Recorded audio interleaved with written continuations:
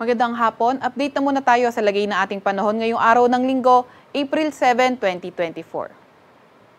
Sa kasalukuyan nga ay itong easterlies o yung mainit na hangin galing karagatang Pasipiko patuloy pa rin yung epekto nito sa ating bansa kaya asahan nga natin yung mainit at maalinsangang panahon.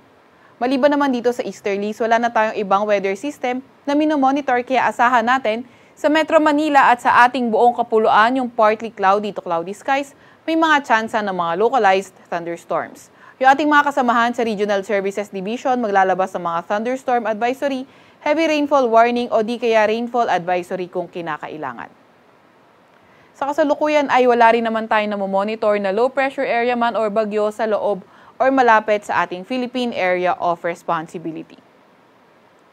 Para naman sa lagay ng panahon bukas sa may Luzon area, asahan natin Metro Manila at sa buong Luzon, yung mga fair weather condition, mga tsansa pa nga rin ng mga localized thunderstorms yung ating kailangang pag-ingatan.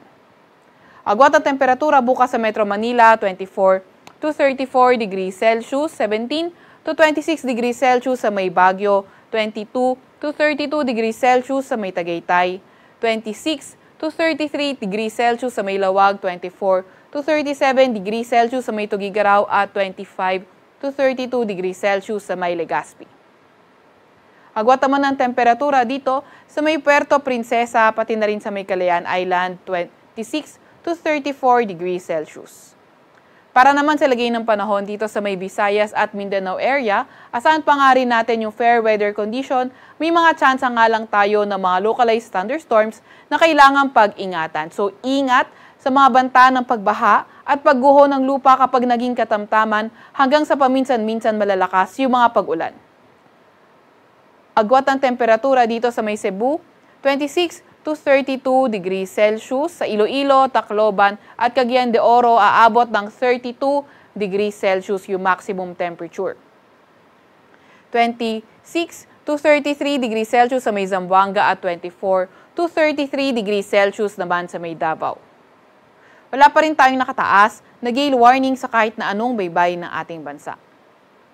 Para naman sa 3-day weather outlook ng mga pangunahing syudad natin, inaasahan nga natin Metro Manila, Baguio, Legazpi City, pati na rin sa may Luzon area, wala pa rin tayong inaasahan na weather system na magdadala ng mga pangkalawakang pag-ulan, kaya asahan natin yung partly cloudy to cloudy skies condition pa rin, mga tsansa pa nga rin ng mga localized thunderstorms.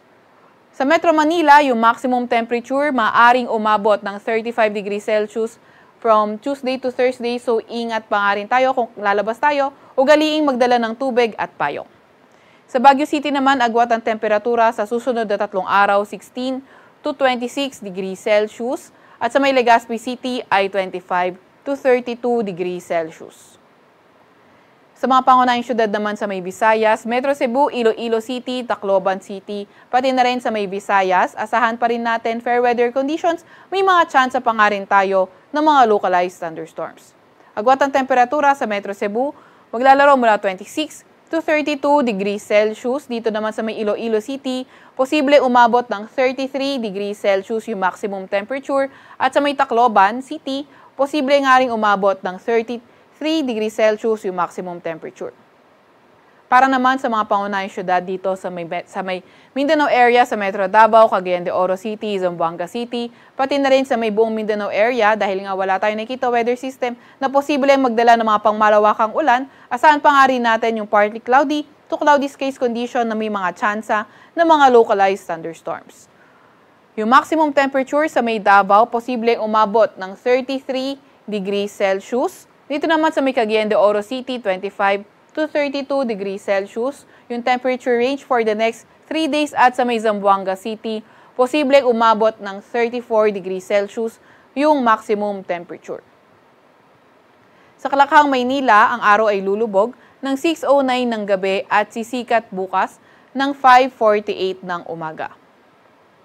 Huwag magpapahuli sa update ng Pag-asa. I-follow at i-like ang aming Facebook at Twitter account, DOST_Pag-asa, mag-subscribe sa aming YouTube channel, DOST-Pag-asa Weather Report, at para sa mas detalyadong impormasyon, bisitahin ang aming website, pag-asa.dost.gov.ph.